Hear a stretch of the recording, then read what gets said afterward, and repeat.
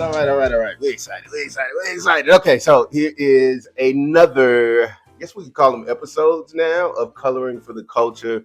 This immersive experience where we take the stories of legacy residents of historic Black neighborhoods in Houston, and we share them with you, not only in this method, but also we take those stories and we create comic book strips that depict the stories that we're about to hear today, blow them up to the size of a wall and do this color by number. So the community gets to learn about your history in this really cool way. So today we are in, where we at? Sunnyside. There you go. Look, you messing up already. Now, we had these on the thing, but this is why I love this type of stuff. It's real informal. You know what I'm saying? So we in Sunnyside, Texas. Yes. You know what I'm saying? With the whom? What's your name? Stephen Hudson. Yes. And Stephen, where we at?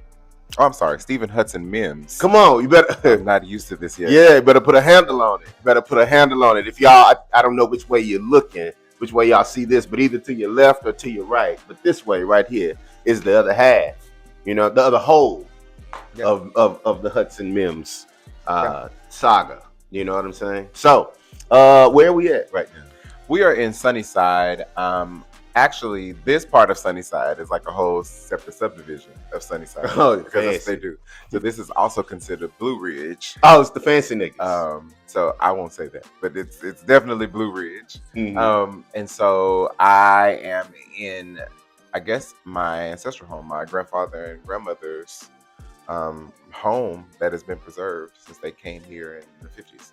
Yeah. So when they came in the 50s, where did they come from? Let's go back. They came from Homer, Louisiana. Oh, not to be confused with Homer. Oh, okay. There's two. Okay. Homer, Homer, is a little bit northern. Hard R. Y'all hear that? Yeah. Y'all hear that? There's a Homer and a Homer. Homer is closer to New Orleans, Thibodeau.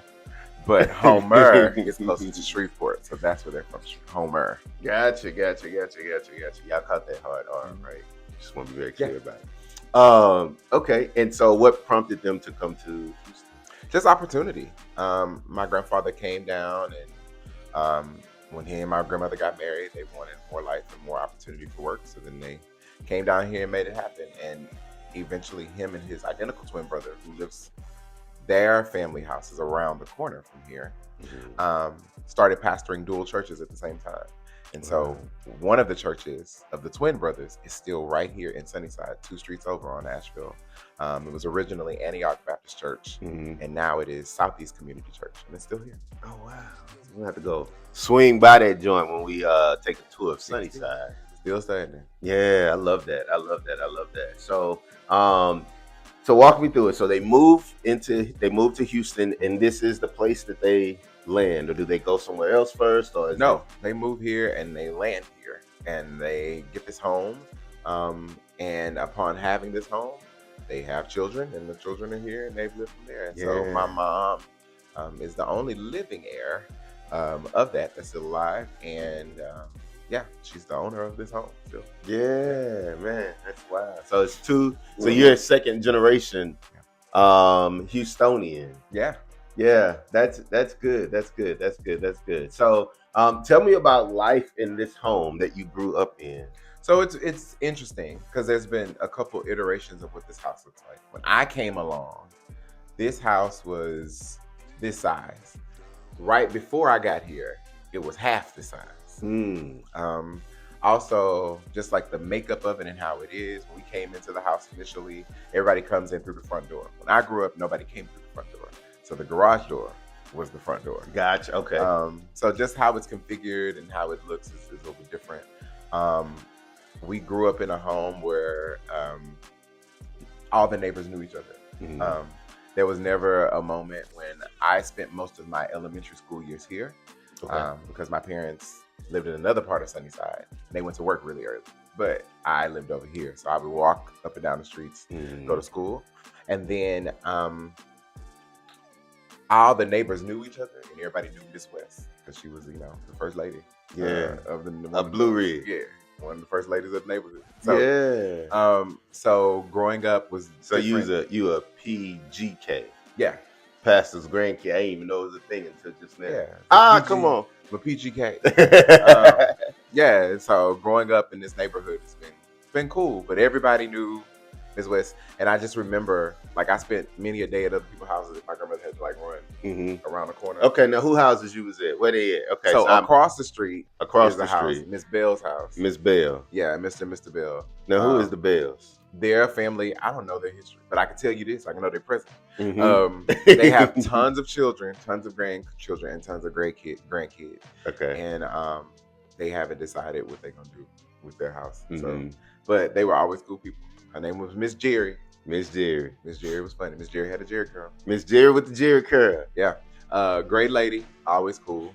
And then next door is Miss Murders. Okay. And she was a lady I was always next to, but she was a how can we say it? She knew everything was going on the street. That was Miss Murders. Real super nice. So she was ground zero for all of the tea, all of the info. She was Miss Pearl. Yeah, she from was Miss Pearl 227. Come on. Miss Murders super nice. And then next door over here actually is Eva. And when her mother passed, she took over the house, and she's still in the house right now. Oh wow! So Miss Eva is still there. Miss Eva is around your age, or Miss Eva around your mom's age? She's around my mom's age. Okay, gotcha. And she had a son around my sister's age. He recently just passed. But yeah, we knew them growing up. Everybody knew everybody. Yeah. It was nothing to see somebody come over with food, or you taking some food over to somebody's house. Like, I grew up around that regularly. Yeah. I love that. That feels good. So tell me about your transition into this house. So if we're following the legacy of the lineage, right? So grandmother, grandfather moved from Homer, hard R, to to Sunnyside. Moved to Sunnyside. They have your parent, your mom, and her two siblings. Okay, brothers, sisters. One brother, one sister. And your mom falls where? In the middle. Okay, so they got Linda in the middle, and then Linda has 3 kids. Yes, 3 kids. Okay, now when you were born, did you live here at any point in time? No, I never lived here. So when my mom married my dad is also in his grandfather's home. So the home that's still that they're in is like my dad's grandfather's home. So I grew up in another second generation home. Yeah. Generational. Now what neighborhood is that? That's in Sunnyside. It's just the other. It's the what people call the true Sunnyside. The true. Okay. This is Blueridge Sunnyside. Blueridge Sunnyside. Yeah. So newly developed for all of the people that came from Homer with an ER. It could be, or it's just a really Sunnyside. So growing up over there, my mom married. She had moved out and got her own apartment. And so when she married my dad, she decided they moved in there. And so to be 7 minutes maximum from my grandmother is how I've always grown up. So it's just what it is. Yeah, nice. Okay, so we are now transitioned to dad's ancestral home. Y'all are living there.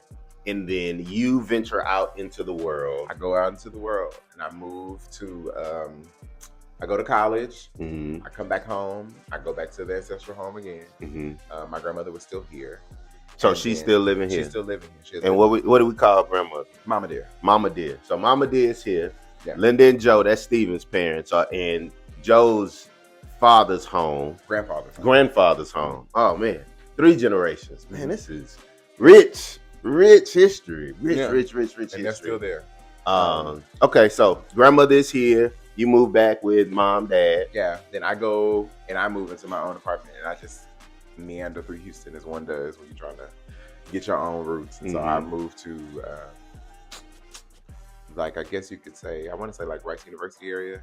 And then I moved to the medical center a little bit. And then when I moved back to that house for like a year, just to transition, when I eventually moved to New York City.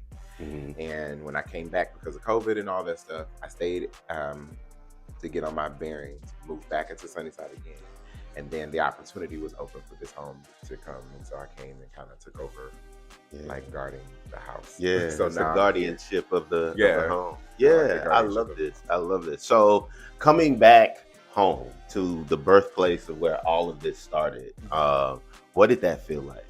It felt, it's weird. It's home, and it felt like this is where it makes the most sense for my life. Yeah. Also, Sunnyside is so adjacent to everything. Finding something else that I could, no matter where you are in Sunnyside, you can get to the highway in less than 5 minutes. Yeah. And so, first, it's super functional. It's right next to the medical center, which means that means you're next to everything. So convenience was second, but then also you just know this area, and like I never feel nervous. Yeah. And it's crazy. Like people grow up in here, and my dad and mom even talk about like childless crime in the city. I just don't feel that over here, and I'm sure it is. But maybe they don't come across the street. Maybe we pray hard. I don't really know. But I don't necessarily feel ever the concern about this area. I see a local crackhead walk up the street all the time, and I'm like, oh, okay. Well, hey, they bother you? Hey, how you doing? Yeah, that's it. You know, I love it. I love it. I live off Homestead in Tidwell, and I love my hood. You know, if you gunshots here and there, I always listen for the scream. I don't hear a scream. Maybe like some niggas just shooting. Okay, got it. You know what I'm saying? Don't see nothing on the news. We good, and we go on by the next day. You know all your neighbors. You know the people across the street. You know their kids and their kids, and we're going to school with people. So love that. Let's transition a bit to the moments and the memories in this home. Okay. What are some of your favorite? If you had to pick like top 3 memories in this house. Learning how to make tea cakes with my grandmother. Okay, come on. I came here when I was out of college, and I finished. And I was like, Mom, Dad, I want to learn to make tea cakes. Everybody loves her tea cakes. So I learned it, wrote the recipe down, lost the recipe. But somebody in our family had it, so we got to find it. That's definitely one of them. I remember explicit Thanksgivings being in this house more than Christmases. Thanksgivings being in this house. And what were Thanksgivings like? So everybody would come over. She would have everything, and the dining room area was actually not this area. This area that we're in is a living room, and I've actually made it be livable or a dining area that we actually use and function. But growing up, like you never did anything. That was couches. It was very much the plastic furniture. Oh, gotcha. She had a painting that you could turn the light on and you could see the water run through, so it will be right here on the outside. I remember those. And so you just like click it on, it would change colors. So she had that in here.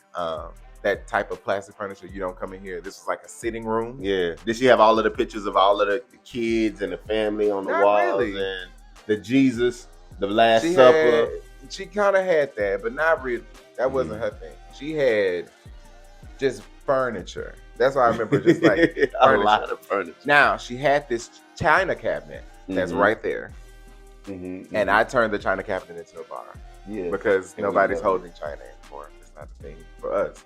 But it's functional, and I was like, I wanted to keep something to honor like the functionality of this space and things we use. And I was like, I think that's perfect. So I painted it, turned it into a bar, sanded it down. I think it looks pretty good. I got one more thing I'm about to do to it with my dad. We're doing a project together to turn the bottom part of the china cabinet into a wine rack. So that'll be happening, I think today, actually. So, but yeah, that memory, Thanksgivings, everybody would be here. They would pile in, and she would cook all this food and just stand there and look at us. And wouldn't eat, then finally sit down and go on about our way. And she'd let people eat on and move on. And we kind of go outside and walk around because everybody was full. Yeah. We come back and that was that. Yeah. Nice. Did you ever play with the kids up and down the street? I used to ride my bike with the kids up and down the street. Because also I went to school in this neighborhood. Although I didn't live over here. This was my neighborhood school that I went to. So you went to? Reynolds Elementary. And that's right around the corner. So I used to walk home. So some kids I used to know. And then, ironically, at this time, a lot of kids my age didn't. If the only time they would live here is with their grandparents. Gotcha. So it kind of transitioned quickly that this was like, oh, this is where all the grandparents live. This is where the 50 pluses live. Yeah, the 50 pluses, the 60 pluses when I was coming up. That's where they lived. Nice. So yeah. Can you think of any like monumental things that happened in Sunnyside, in this community, that you're like, man, this needs to be in somebody's history book of experiences or things that happened? So, I told you I'm a Homestead too. I went to Shadydale Elementary, and we would have these parades down Homestead that would block off traffic Forever, and it'd be all of the schools in North Forest, because North Forest became a black district. And so all of the schools would come, all of the high schools, all of the middle schools, all of the bands. It was like HBCU homecoming in Northeast Houston. You know what I'm saying? Did you have any like big things, were there big block parties or fall harvest or any of those types of things that you remember in this neighborhood? The one thing I can remember was always Worthing High School's practice. Like you sit outside, you could hear the band like in full. That was when the band was like over 200 kids like participating. And so that was always a big thing. So they would parade through the neighborhood sometimes. Yeah. So I do remember that kind of coming up. I remember there was like a scandal I always heard about. I never knew about it. There was like a scandal at the church around the corner where like these people from another religion would like stand out in front of the church and try to strong arm the church. And I think it made the news, but it was a big thing. Like they tried to like get the pastor to like give them money, and it was like another sect of something, and they were pretty much trying to shut the church down. Wow. So that was at the either right when I was young or right before I was born. So I remember that kind of scandal. The other scandal, of course, was like the man that was going around like kidnapping women. No, there was a kidnapping in Sunnyside. Oh my God. This man was kidnapping and raping women, and they were finding bodies everywhere. It was a rampage in Sunnyside. Yeah. When was this? This was in the 90s, for sure. Wow. And they never knew that. And the bodies were not coming up, and they were not finding them. And then all of a sudden they started finding bodies, and they finally found the man at the end. Yeah, he was a serial killer.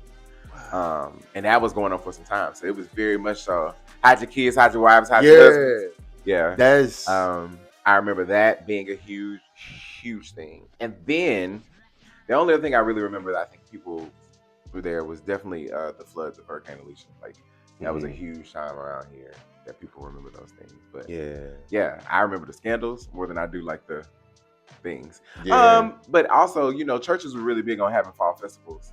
So you could go anytime. I think like, what's the name of that church on I want to say St. Philip's Catholic. They would do fish fries every Friday. Yeah. So that was a thing that people always came to. That's right. And still in Sunnyside, technically. But that's at Cullen and Scott. Gotcha. Cullen and Reed. Take it back, yeah. Nice. Okay, so let's transition to legacy and moving forward, and not only just in this home, but this neighborhood. So you and your husband, Larry, capital L, capital R, if you fancy, have moved in, and you now inhabit this home. What is your dream for that now? What does that look like for you now? I've always said that I want it, as I have this house, like I want to make sure that we keep it as a place, even if people don't want to stay, it's a good place for transition for our family. So I have nieces and nephews. We don't have kids, but I have nieces and nephews that like, I know I needed a place to kind of like not be in my parents' house, but be able to cut my teeth and figure it out. Yeah. And so this home has been that for me. And it will be that for Larry and I now, probably for another 2 or 3 years. If we decide to say or expand, we'll see what happens. Yeah. But I think that for sure, the legacy of this, we want that level of wealth where you don't have to necessarily scrap to figure it out. Like put your money and your time into something that can build a long-term win. Yeah, absolutely. And so not something like this house. This house is perfect for like a young couple. You don't need to have no kids. It's 2.5 bedrooms, 2.5 bath. Well, a 1.5 bath. It's perfect for somebody small and starting, and that's what it needs to be. Now, like you, not the version of you like I'm in college and I don't want to stay in the dorms. No, right. This is I'm just starting my career. I need somewhere to land. Give me like 3, 4, 5 years. Yeah, figure it out. I would like this to keep this in our family to be a transition. My nieces and nephews have kids. Yeah. They can have that for them to transition. Yeah, soft place to land, right. And a safe place to be. We don't get that all the time. We don't. We rarely get that. Because like now, we're just now getting to a place where parents have things like life policies. Yeah. And so life insurance policies are giving us chances to have money. Yeah, absolutely. Some people do not do that. You know 100%. What I'm saying? So it's important. Get you a life insurance policy if you don't have one. Because that's how you get wealth. Yeah. Somebody died in your family and you got a $200,000 policy on them. You just came up. Yeah. And you know, I think what you are doing now with this space is an expansion of that, right? So a lot of our come up, so to speak, is rooted in death and debt. Yeah. And so what I mean is a house, right? Mm-hmm. Or so some type of property or insurance, right? And so what you're doing now is, hey, there's this space that's available here now, and you don't have to wait on somebody to die to Right. get, some support. You don't have Yeah. to wait on um somebody to do another thing to receive something. There's something that you can tap into right now, and Sure. just what that allows for you to be able to be in this space, and then be more expansive in the work that you do and the Yes. lives that you impact and things like that, because you don't have that overarching thing that It many is people such a have. blessing. So yeah. I love that. I love that. So final question is, I gave you a magic wand, you know what I'm saying? And uh, uh, uh, I was trying to come up with a black name for Harry Potter, but I couldn't figure out an H and a P. Herbert. That sounds like, what is it, Mayfield? Andy Griffith. Harry Pinkins. Harry Pinkett. Yeah, Harry Pruitt. Pruitt. There we go, Pruitt. Yeah, Pruitt. If I gave you a wand, Harry Pruitt. Henry Pruitt. Henry Pruitt. There you go. Yeah, that sounds like some country. Herschel Pruitt. Herschel. There we go. Okay, we got Herschel that. Pruitt. Herschel Pruitt gave you a wand. You know what I'm saying? Gave you a switch. Mm-hmm. Use a magic switch. A magic switch. To whip that shit into shape. Mm-hmm. What would your most expansive dream for Sunnyside and this neighborhood and the stories that are here, specifically around those black stories that are here? What would that look like? Or has it already been achieved?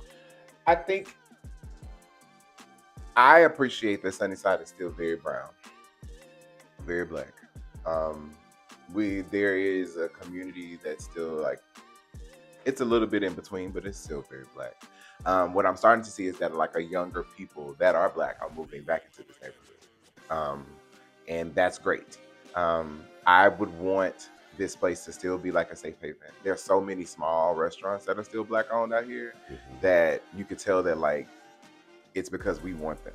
So the sausage on the stick that's around the corner, the sausage shed, or Miss Betty's, or TP's, or Burgers, Fries, and things, or Butterfunk. Like all these places are still thriving here in the Sunnyside area, and I think that is because people are moving back in. What I would like to see is that younger generations come back in and buy this property and not put like 5,000 duplexes on them. Yes.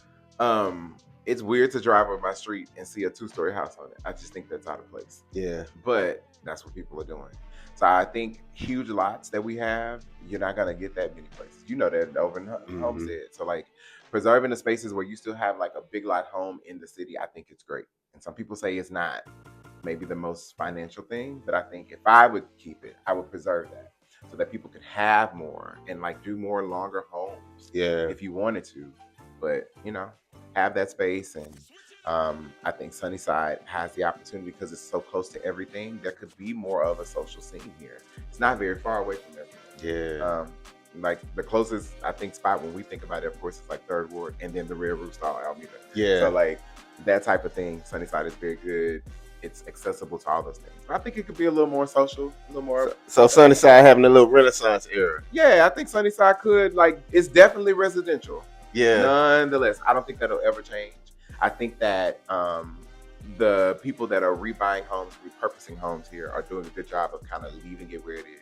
There are also some developers that are coming in here like doing these duplexes. It's just not. We don't like skinny houses. No, that's not a thing. Like people like a yard. I know that's crazy. And for those who don't want a yard, just drive up 2 more exits. Yeah. And all that you need will be right there. Absolutely. But not over here. Not over here. Not over here. Not over here. We like our yards. We like our yards. And we appreciate them very much. And our gardening. Yeah. And our fronts, and I support that. And Sunnyside has a garden. Mm-hmm. A community garden. Yeah. There are 2 of them. One is kind of named after my godmother. So yeah. Oh And so they wow. have a community garden What's the at name of it? Mosey Young, like Flood Gardens. I think Mm-hmm. it's called Flood Garden because their last name is Stephen Flood. But it's at the Mosey Young Elementary School. They have it there Mm-hmm. because Travis Scott put it in her name. And they have it there. And then there's another farm garden literally right around the corner from us that they have. You can come and participate in the community. And so it's just showing that younger people are the people that are out there doing it. Like when I say younger, under 50, that's Yeah. really good to be doing. I love that. I love that. Well, thank you so much for sharing Thank your you. story. We can't wait to have your story up and available for people to see and to learn more about this incredible community.